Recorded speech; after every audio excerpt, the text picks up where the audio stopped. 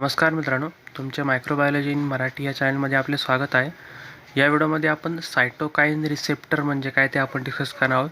त्याचे टाईप्स, त्याचे इम्पॉर्टन्ट, त्याचे फंक्शन सगळं आपण या व्हिडिओमध्ये डिस्कस करणार आहोत. तर चला तुम्हाला व्हिडिओ सुरुवात करूयात. आणि जर तुम्हाला या स्पेसिफिक सायटोकाईन रिसेप्टरचे जर तुम्हाला नोट्स पाहिजे असेल तर डिस्क्रिप्शनमध्ये मी टेलिग्रामची लिंक दिलेली आहे. तुम्हाला तिथं ते फ्रीमध्ये ज्या नोट्स वगैरे असतील किंवा जे PPTमध्ये ज्या नोट्स मी कवर केलेले आहे ते तुम्हाला तिथं भेटून जाईल टेलिग्राम चॅनलला. तर तुम्ही टेलिग्राम चॅनलला पण मला फॉलो करू शकता. तर इंट्रोडक्शन पाहूयात पहिल्यांदा सायटोकाईन रिसेप्टरचं.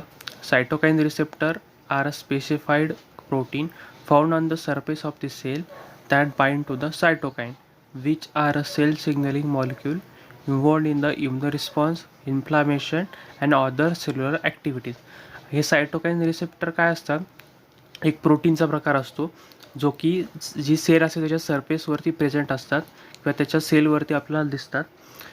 हे त्याचं स्पेसिफिक काम काय आहे की जे काही दुसरे सायटोकाईन असतील त्याला बाइंड करणं आणि बाइंड केल्यानंतर सेल सिग्नलिंग मॉलिक्यूल इन्व्हॉल्ड आणि त्याच्यामुळे सेल इम्युनो रिस्पॉन्स जनरेट होतो, इन्फ्लामेशन होतं किंवा जे काही सेल्युलर ॲक्टिव्हिटीज असतात सेलमधल्या त्या रन होण्यास मदत होतात, जेणेकरून सायटोकाईन रिसेप्टर तिथं उपयोग केला जातो. म्हणजे ज्यावेळेस सायटोकाईन रिसेप्टर दुसऱ्या सायटोकाईनला बाइंड होतो त्यावेळेस या सगळ्या प्रोसेस रन चालू होतात. This interaction are crucial for regulating the various process within the body. आणि ह्या इंटरॅक्शनमुळे किंवा ह्या ज्या बाइंडिंग प्रोसेसमुळे वेगवेगळे जे काही प्रोसेस असतात आपल्या बॉडीमध्ये, क्रुशल प्रोसेस, त्याला रेग्युलेट करण्यासाठी आपल्या बॉडीमध्ये मदत होत असते. हे झालं सायटोकाईन रिसेप्टर इंट्रोडक्शन.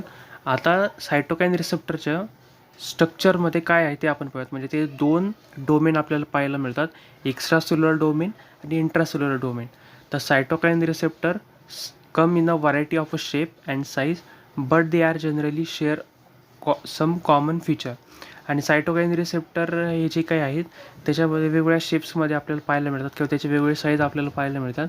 पण काही त्याचे कॉमन फीचरमुळे त्याचे जे काही रिसेप्टर आहे ते आपण लगेच ओळखू शकतो. They are typically composed of 1 to 4 polypeptide chain that come together to form a functional receptor complex. तर याच्यामध्ये जे काही त्याचं कंपोजिशन आहे त्याच्यामध्ये 1 ते 4 पॉलीपेप्टाइड चेन ह्या एकत्र येतात. एकत्र आल्यानंतर त्या बाइंड होतात, टुगेदर बाइंड होतात. बाइंड झाल्यानंतर एक फंक्शनल रिसेप्टर कॉम्प्लेक्स तिथं तयार होतो. आणि ही जी काही चेन असते ती काही वेळेस होमोमरिक असते आणि काही वेळेस हेट्रोमरिक असते. होमोमरिक म्हणजे आयडेंटिकल आणि हेट्रोमरिक म्हणजे डिफरंट. म्हणजे दोन किंवा 4पर्यंत जे काही पॉलीपेप्टाइड चेन असतात त्या एकत्र येतात आणि एक फंक्शनल रिसेप्टर कॉम्प्लेक्स तयार होतं. आणि ही जी चेन असते पॉलीपेप्टाइड चेनची ती आयडेंटिकल असू शकते किंवा जे काही हे डिफरंटली पण दिसू शकते, होमोमरिक किंवा हेट्रोमरिक पण असते. त्याच्यामध्ये जर आपण पाहिलं सायटोकाईन रिसेप्टरचे 2 मेन पार्ट आहे, लिगॅंड बाइंडिंग डोमेन आणि सिग्नलिंग डोमेन. जो की लिगॅंड बाइंडिंग डोमेन आहे त्याला एक्स्ट्रा सेल्युलर डोमेन म्हटलं जातं. Is also known as the ligand binding domain is a responsible for the specifically recognize and binding to its corresponding cytokine. आणि हे जे काही लिगॅंड बाइंडिंग डोमेन आहे ते स्पेशली रिस्पॉन्सिबल असतं जेणेकरून ते रिकॉग्नाइज करेल सायटोकाईनला आणि त्याचं बाइंडिंग घडून आणेल सायटोकाईन रिसेप्टरसोबत.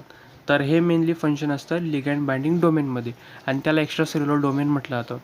आणि सिग्नलिंग डोमेन हा इंट्रासेल्युलर डोमेन असतो. Also known as the signalling domain is a responsible for the initiating the signal transaction pathway within the cell. आणि हा जो सिग्नलिंग डोमेन असतो तो रिस्पॉन्सिबल असतो जेणेकरून तो इनिशिएट करेल किंवा ट्रिगर करेल सिग्नल ट्रान्झॅक्शन पाथवेला किंवा सिग्नल कॅस्केडला जे काही सेलमध्ये, जेणेकरून जे काही त्याच्या सिग्नलिंगमुळे जो काही सेल्युलर रिस्पॉन्स जनरेट होणार आहे त्याच्यामुळे त्यात मदत होईल. This domain often lack the enzymatic activity itself but can interact with other signaling molecule to trigger the cellular response. पण हा जो काही डोमेन आहे त्याच्यात सेलमधले जे काही वेगवेगळ्या एन्झायमॅटिक ॲक्टिव्हिटी असतात त्याच्यामध्ये याचं काम नाही आहे, पण हा इंटरॅक्ट करतो.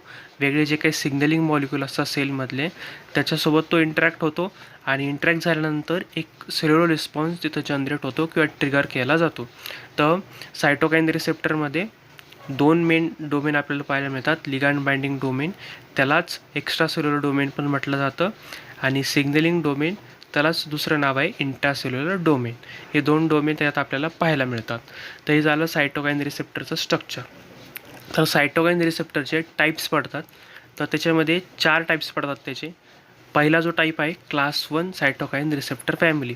दिस family include the receptor for interleukin 2, 3, 4, 5, 6, 7, 9, 10, 15 आणि GM-CSF हे जे काही रिसेप्टर आहे ते क्लास 1 सायटोकाईन रिसेप्टर फॅमिलीमध्ये येतात. This receptor are typically heteromeric, म्हणजे ते डिफरंट असतात, composed of alpha chain that bind to the cytokine and the beta chain that are essential for the signaling. आणि हे जे पूर्णपणे जे काही रिसेप्टर आहे त्याच्यामध्ये 2 चेन आपल्याला पाहायला मिळतात. पहिली जी चेन आहे अल्फा चेन, तिच्यामुळे जो सायटोकाईन आहे तो बाइंड होतो, रिकॉग्नाइज होतो. आणि जो काही बीटा चेन आहे तो सिग्नलिंग पाथवेला जनरेट करण्यासाठी किंवा ट्रिगर करण्यासाठी वापरला जातो. तर दुसरे जो काही रिसेप्टरचा टाईप आहे class 2 cytokine receptor family. This family include the receptor for interferon. आणि याच्यामध्ये जे काही इंटरफेरॉन आहे, इंटरफेरॉन अल्फा, बीटा, गॅमा आणि इंटरलोकिन 10, हे जे काही रिसेप्टर आहे ते क्लास 2 सायटोकाईन रिसेप्टर फॅमिलीमध्ये येतात. आणि हे जे रिसेप्टर आहेत ते हेट्रोमरिकच आहेत, but they R share a common gamma chain that is used by many different receptor in the family.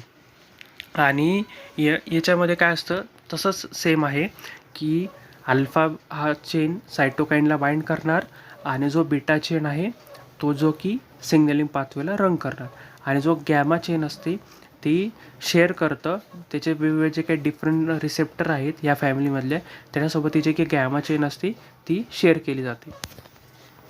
तिसरा आहे tumour necrosis factor receptor super family. This large family include receptor for tumour necrosis factor alpha. तर याच्यामध्ये जी काही ही जी family आहे त्याच्यामध्ये tumour necrosis factor जो काही alpha जो काही फॅमिली आहे ती आपल्याला पाहायला मिळते. याच्यामध्ये जो काही फास्ट लिगॅंड आहे आणि अदर सिग्नलिंग मॉलिक्यूल पाहायला मिळतात. आणि ही जी रिसेप्टर फॅमिली आहे ती सेल डेथमध्ये किंवा इन्फ्लामेशनमध्ये इन्वॉल्ड असते, जेणेकरून जे एखाद्या सेलचं ॲपोप्टोसिस करायचं असेल किंवा त्या सेलला डिस्ट्रॉय करायचं असेल किंवा इन्फ्लामेशनमध्ये या जे काही रिसेप्टर जे काही फॅमिलीज आहे त्या काम करत असतात. याच्यामध्ये ट्यूमर नेक्रोसिस फॅक्टर अल्फा हे जे काही रिसेप्टर आहे ते आपल्याला प्रेझेंट असलेले पाहायला मिळतात, आणि काही सिग्नलिंग मॉलिक्यूल याच्यामध्ये प्रेझेंट असतात. तर चौथी जी आहे किमोकाईन रिसेप्टर फॅमिली. ही जी फॅमिली आहे त्याच्यामध्ये किमोकाईन्स जे काही रिसेप्टर असतात ते प्रेझेंट असतात. हे स्मॉल सिग्नलिंग मॉलिक्यूल असतात that regulate the cell migration, आणि याच्यामुळे जे काही सेल मायग्रेशनमध्ये रेग्युलेट होण्यासाठी मदत केली जाते. Chemokine receptor are typically 7 transmembrane protein with a conserve structure. आणि हे जे काही किमोकाईन रिसेप्टर आहे याच्यामध्ये 7 ट्रान्समेम्ब्रेबल प्रोटीन आपल्याला पाहायला मिळतात विदिन दी कॉन्झर्व स्ट्रक्चर. जे सायटोकाईनचं जे काही फंक्शन आहे, तर cytokine bind to the specific receptor. It trigger a cascade of a signaling event within the cell. This signal event can lead to a variety of a cellular response. आणि जे काही cytokine आहे ते specific जे काही रिसेप्टरला bind होतं, जेणेकरून जो काही सिग्नलिंग इव्हेंट असतो तो ट्रिगर व्हायला मदत होते within the cell. And this signal event can leads to variety of a cellular response. आणि ज्याच्यामुळे वेगवेगळे सेल्युलर रिस्पॉन्स जनरेट होतात. त्याच्यामध्ये सेल फ्लोरिफिरेशन किंवा डिफरन्सिएशन होतं, जे काही सेलचं डिफरन्सिएशन घडून येतं. तसंच इम्युनोसेल ॲक्टिवेशन त्याच्यामुळे होतं, इन्फ्लामेशन होतं, आणि जे काही सेल डेथ असेल की अपोप्टोसिस जे काही असेल सेलचं ते होण्यास मदत होते. आणि या सिंगल इव्हेंटमुळे हे 4 मेन जे काही सेल्युलर रिस्पॉन्स आहेत ते जनरेट होत असतात. The specific response that is a trigger depend on the types of a cytokine, the type of a cell that express the receptor and the other signaling molecule that are present in the cell. या specific रिस्पॉन्समुळे एक triggered होतं जेणेकरून हे जे काही पूर्णपणे जो काही रिस्पॉन्स असतो तो टाईप्स ऑफ सायटोकाईनवर डिपेंड असतो. जेणेकरून जे काही टाईप ऑफ सेल आहे त्याच्यामुळे वेगवेगळे जे काही रिसेप्टर आहेत ते एक्सप्रेस होत असतात आणि याच्यामुळे जे काही सिग्नलिंग मॉलिक्यूल आहेत जे काही प्रेझेंट असतात सेलमध्ये ते सुद्धा ट्रिगर होण्यास मदत होते आणि स्पेसिफिक रिस्पॉन्स याच्यामुळे जनरेट होत असतो. तर हे त्याचे मेन फंक्शन आहे सायटोकाईन रिसेप्टरचं. आणि सायटोकाईन रिसेप्टरचं आपण द क्लिनिकल सिग्निफिकन्स जर पाहिलं, cytokine receptor are important target for the therapeutic intervention in the variety of a disease. For example, some drugs that are used to treat the autoimmune disease work by blocking the interaction between the cytokine and their receptor. तर हे जे काही cytokine आहे वेगवेगळ्या थेरपॅटिक इंटरव्हेन्शनमध्ये वेगवेगळ्या डिसीजमध्ये सुद्धा उपयोग केला जातं. जर एक्झाम्पल जर पाहिलं, काही जे ड्रग्स असतात ते ऑटोइम्युन डिसीजला ट्रीट करण्यासाठी वापरले जातात by blocking the interaction between the cytokine and the receptor. आणि ज्यावेळेस ते जे काही इंटरॅक्शन वगैरे असेल ते काय करतात, पूर्णपणे ब्लॉक करतात सायटोकाईन अँड रिसेप्टरचा. ॲडिशनली आपण जर पाहिलं, the some type of cancer cell express the abnormal cytokine receptor and which can be make them a resistant to therapy. आणि याच्यामुळे जे काही कॅन्सर सेल असतात काही ॲबनॉर्मल सायटोकाईन रिसेप्टरला ते काय करतात, एक्सप्रेस करतात. तर जेणेकरून जे काही थेरपी आपण त्याच्या अगेन्स्ट वापरण्याचा प्रयत्न करतो आहे तर ती पूर्णपणे रेजिस्ट होऊन जाते. आणि ज्यावेळेस आपण सायटोकाईन रिसेप्टरचं पूर्णपणे फंक्शन वगैरे जर आपण पूर्णपणे अंडरस्टँड केलं तर त्याच्यामुळे researcher can develop a new drug to treat a variety of a disease. जेणेकरून जे काही ऑटोइम्युन डिसीज वगैरे असेल ते सायटोकाईन आणि जे काही रिसेप्टरचं जे काही इंटरॅक्शन ते ब्लॉक करत आहे तर ते ब्लॉक होणं बंद होईल. तसंच जे काही कॅन्सर सेल असतात ते ॲबनॉर्मल सायटोकाईनला रिसेप्टरला एक्सप्रेस करत आहे आणि ते पूर्णपणे त्या थेरपीला रेजिस्ट करत आहे. तर मग ही जी रेजिस्टंट ॲबिलिटी आहे त्या कॅन्सर सेलची, ज्यावेळेस आपण सायटोकाईन रिसेप्टरचं पूर्ण फंक्शन आपण जर अंडरस्टँड केलं तर त्याच्यामुळे जो काही पूर्णपणे जे काही सायटोकाईन रिसेप्टर आहे तो ॲबनॉर्मल एक्सप्रेस होणार नाही. आणि जेणेकरून पूर्णपणे ते त्या जे काही डिसीज वगैरे असतील त्याच्यावरती ट्रीट करण्यासाठी वेगवेगळ्या जे काही ड्रग्स वगैरे असतील ते इफिशियंटली आपण त्याच्यावरती वापरू शकतो. तर हे झाले सायटोकाईन रिसेप्टरचे क्लिनिकल सिग्निफिकन्सेस. तर या व्हिडिओमध्ये आपण जे काही सायटोकाईन रिसेप्टरचं स्ट्रक्चर तसंच त्याचे टाईप्स त्याचे फंक्शन वगैरे आपण डिस्कस केले. जर तुम्हाला माझा व्हिडिओ इन्फॉर्मेटिव्ह वाटला असेल नक्की या व्हिडिओला लाईक करा आणि चॅनल सबस्क्राईब करायला विसरू नका. आणि नोट्सची लिंक मी डिस्क्रिप्शनमध्ये दिलेली आहे, तर तुम्हाला टेलिग्राम चॅनलवरती ओपन होईल डायरेक्टली आणि तिथं मी जे काही टेलिग्राम चॅनल आहे त्याच्यावरती ती नोट्स ऑलरेडी मी अपलोड केलेले आहे. जर चला भेटूया पुढच्या व्हिडिओमध्ये.